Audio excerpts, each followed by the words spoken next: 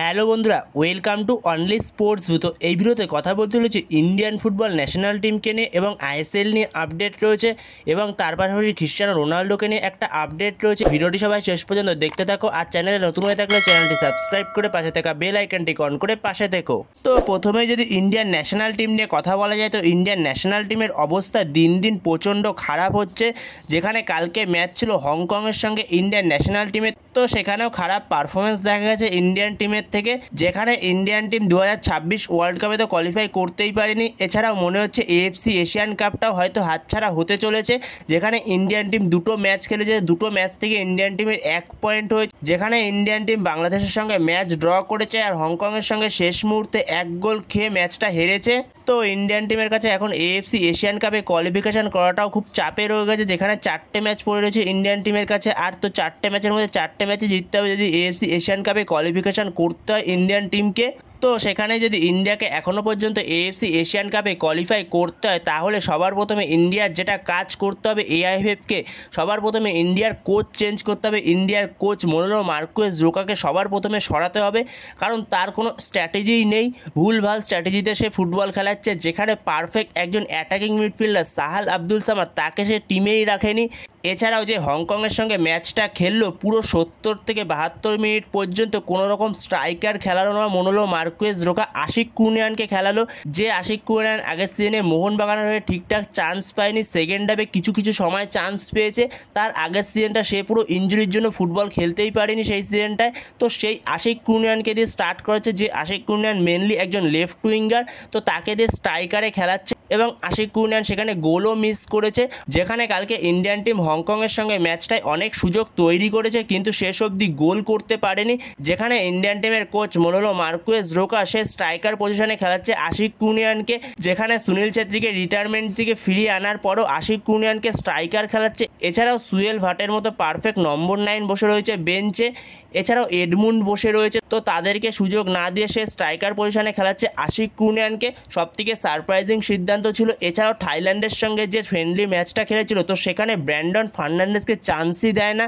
তো এই স্ট্র্যাটেজিগুলো কোনো কিছুই মাথায় ঢুকলো না। তো এটা শুধুমাত্র আমার প্রশ্ন না, এটা প্রত্যেকটা ইন্ডিয়ান ফ্যান্সেরই প্রশ্ন যে এটা কি লাইন আপ ছিল। তো সেখানে যত তাড়াতাড়ি সম্ভব এই মোনালো মার্কুয়েজ রোকাকে চেঞ্জ করা দরকার ইন্ডিয়ান টিম থেকে।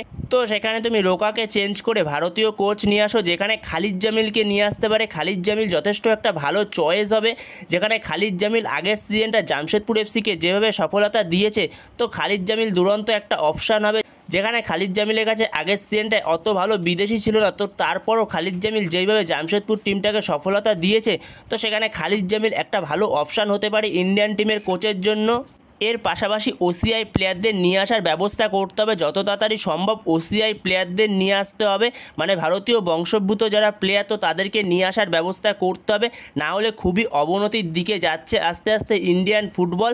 তো সেখানে দেখা যাক কত তাড়াতাড়ি এগুলো করে এআইএফএফ। তো এআইএফএফকে যত তাড়াতাড়ি সম্ভব এই চেঞ্জগুলো করতে হবে ভারতীয় ফুটবলের জন্য, যদি ভারতীয় ফুটবলকে বাঁচাতে হয়। কারণ ভারতীয় ফুটবল যেভাবে অবনতির দিকে যাচ্ছে আস্তে আস্তে, যত র্যাঙ্কিং নেমে যাচ্ছে, তো এইটা একটা লজ্জার বিষয় ভারতীয় ফুটবলের জন্য। তো বন্ধুরা, তোমাদের এ বিষয়ে কী মনে হয়? খালিদ জামিল কেমন অপশান হতে পারে ইন্ডিয়ান টিমের কোচের জন্য?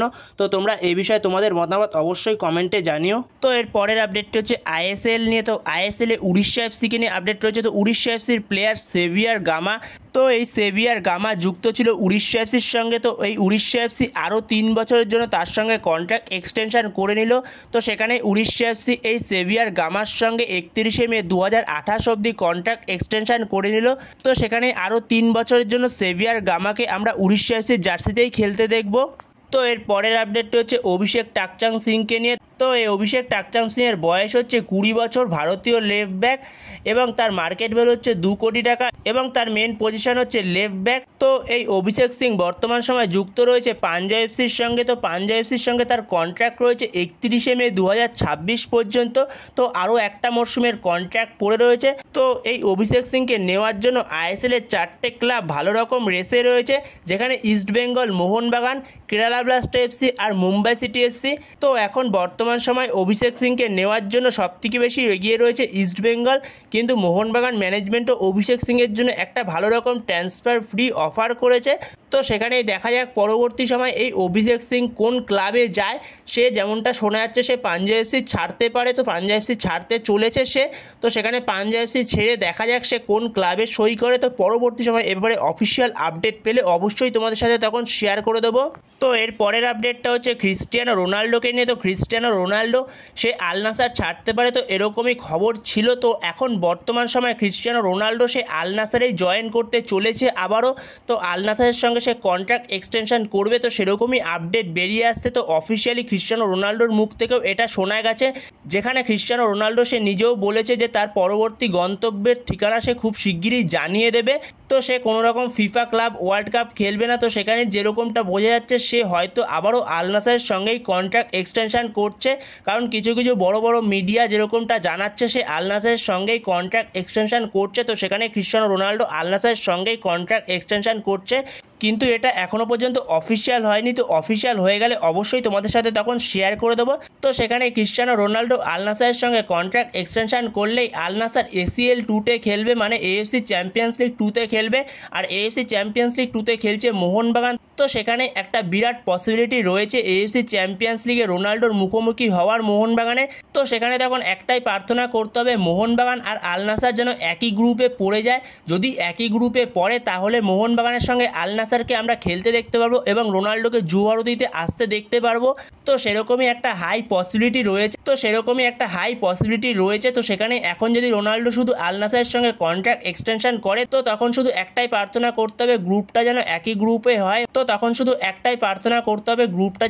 গ্রুপে হয়। মোহনবাগান আর আল নাসার যেন একই গ্রুপে পড়ে গ্রুপ ড্রয়ের সময়। তো সেখানে দেখা যাক পরবর্তী সময় কি হয় এটা। তো পরবর্তী সময় এবারে আপডেট পেলে অবশ্যই তোমাদের সাথে তখন শেয়ার করে দেবো।